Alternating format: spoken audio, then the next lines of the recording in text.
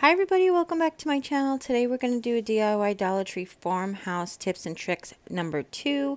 We're going to frame art, and I wanted to just show you some inspirations that cost up to, well, there was hundreds of dollars, but this one was just like $30. And how can we do this at the Dollar Tree? Well, it's pretty easy. I took this Imagine canvas art, and this canvas art came in different prints, but I picked Imagine. And then we're going to use popsicle sticks. I know that sounds crazy. You're going to do woodworking, and we're going to paint our frame because that's the look that I was going for, but you can stain it. We need glue gun and scissors, or an X-Acto knife. If you're proficient with it, you can always use that, and a pencil, which I didn't mention, or a pen. But basically what we're going to do is we're going to create a frame out of popsicle sticks. I'm going to show you kind of like miter joints, and I'm doing air quotes because we're going to miter the corners, and we're going to put a frame around this using the skinny popsicle sticks.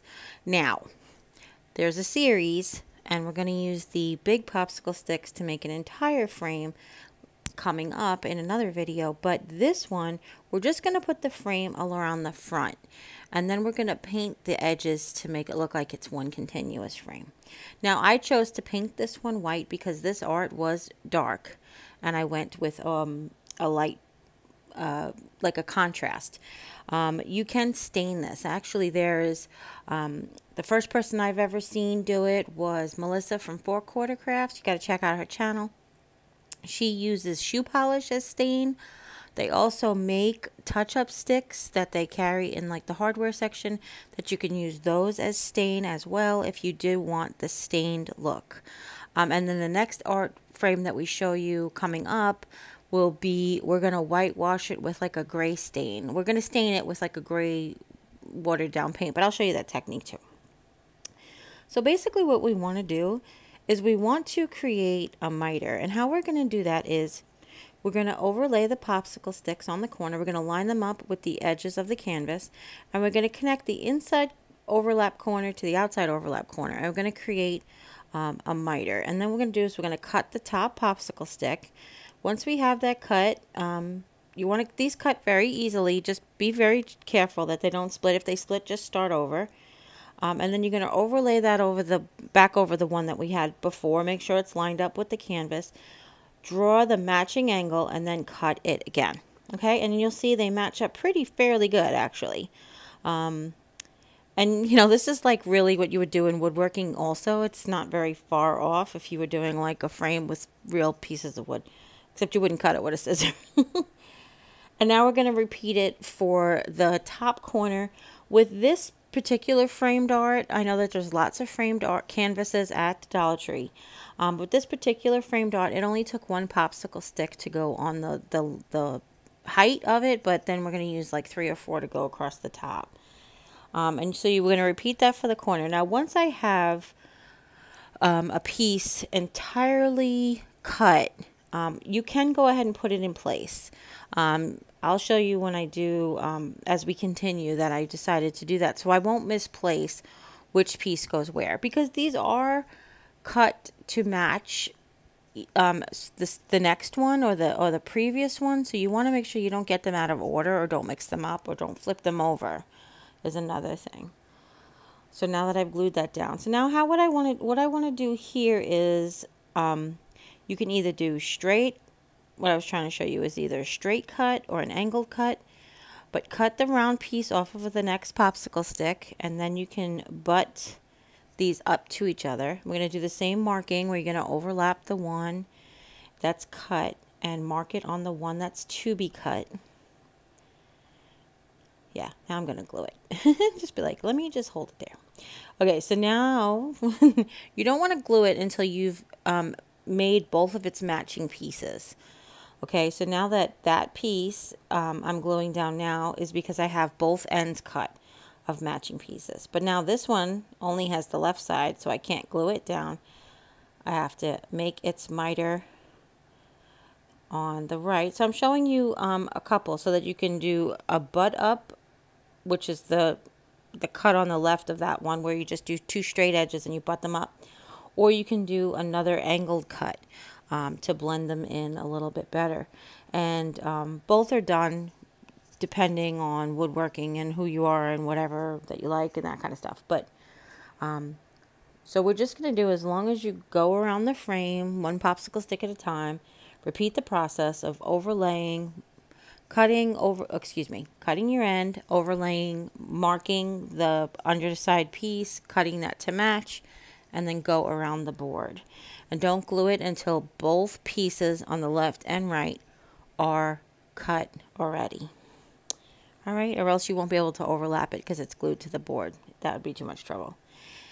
Okay, and for this one, like I said, we're going to paint it. So I wasn't worried about wood filler.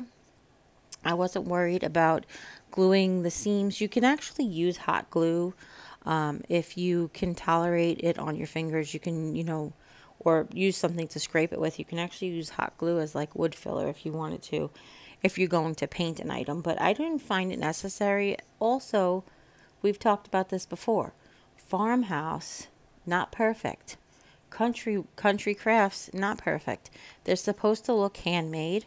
They're supposed to look imperfect. I mean, why else would you use pallet wood to simulate old barn boards or shiplap? None of that looks perfect, right?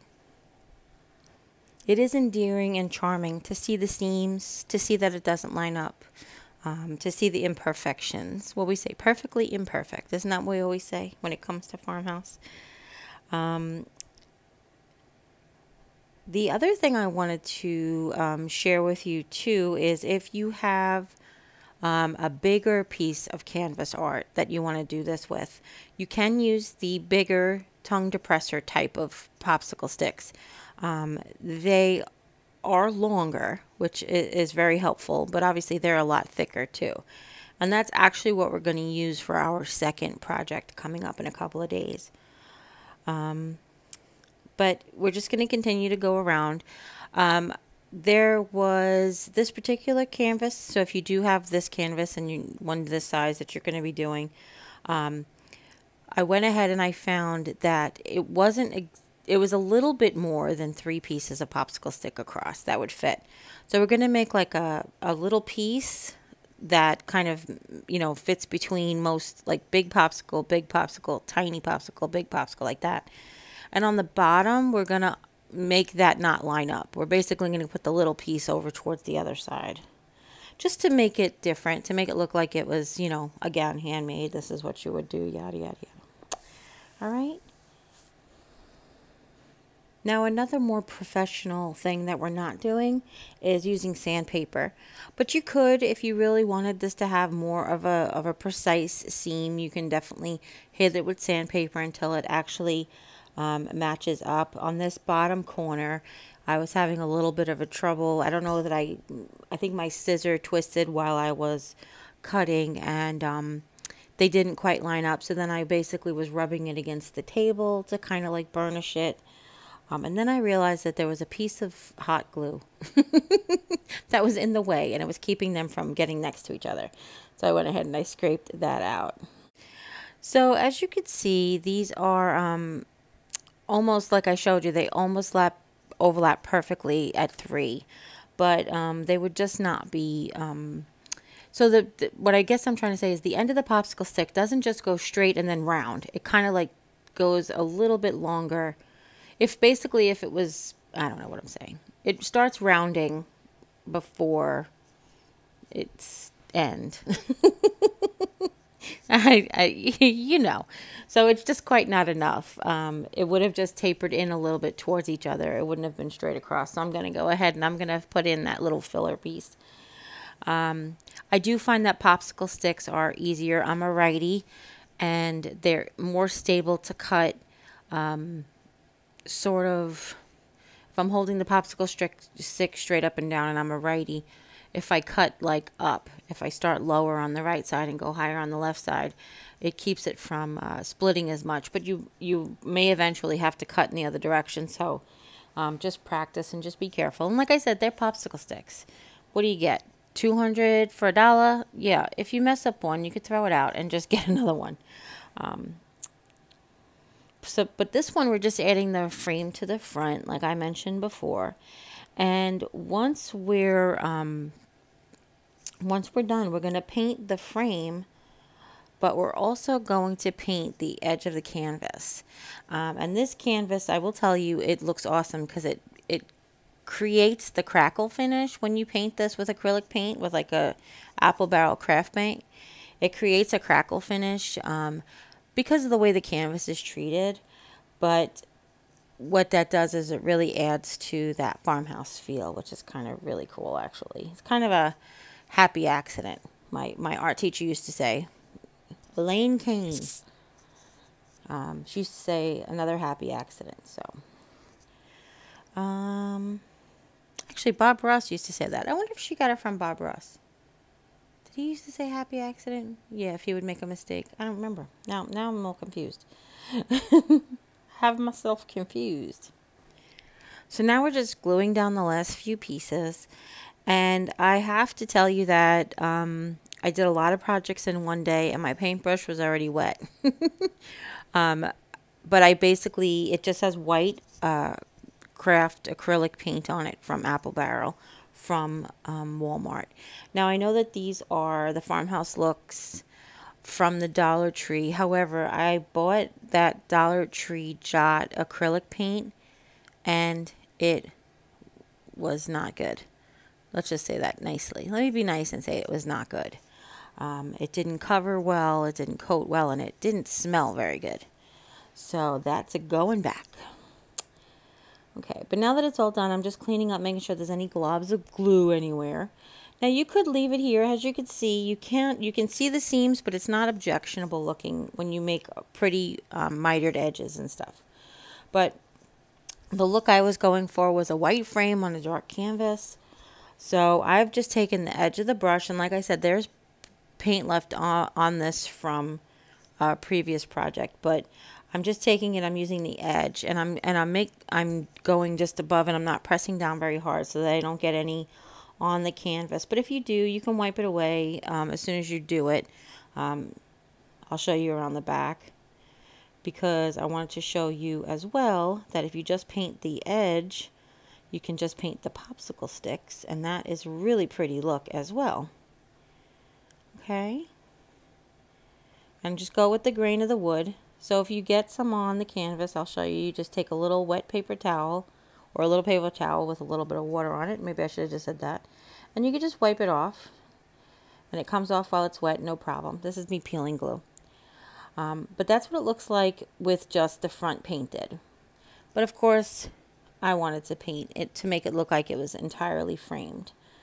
So I am taking more of the acrylic paint, putting it on a paint mat. Thank you. Stop trying to paint all over your table, Jerry.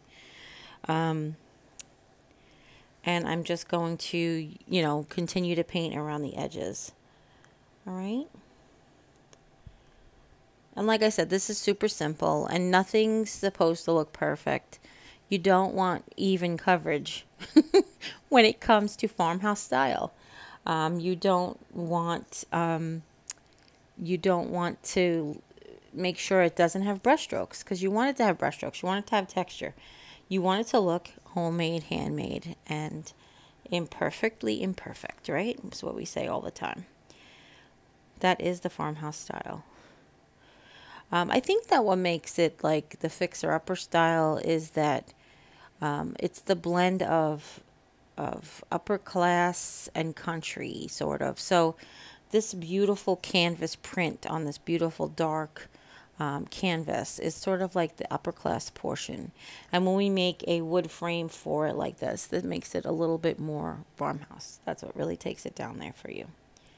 Okay? And once you have it covered the way you like it, and again, perfectly imperfect, just set it to dry. And be careful when you're done moving it, because like I said, it's a crackle finish and paint could chip off. But once you're all done, if you want to spray it with some matte acrylic crafts paint, you can. So this is what it looks like. And I hope you really enjoyed this tutorial.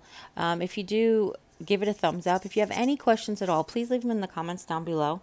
Don't forget to share this video or series with friends and family, anybody you know who's interested in getting that farmhouse look on a budget. And if you haven't yet, click subscribe, and when you do, a little bell will pop up. When you ring that bell, YouTube will let you know whenever I upload a new video. And as always, take care, God bless, and we'll see you next time. Bye.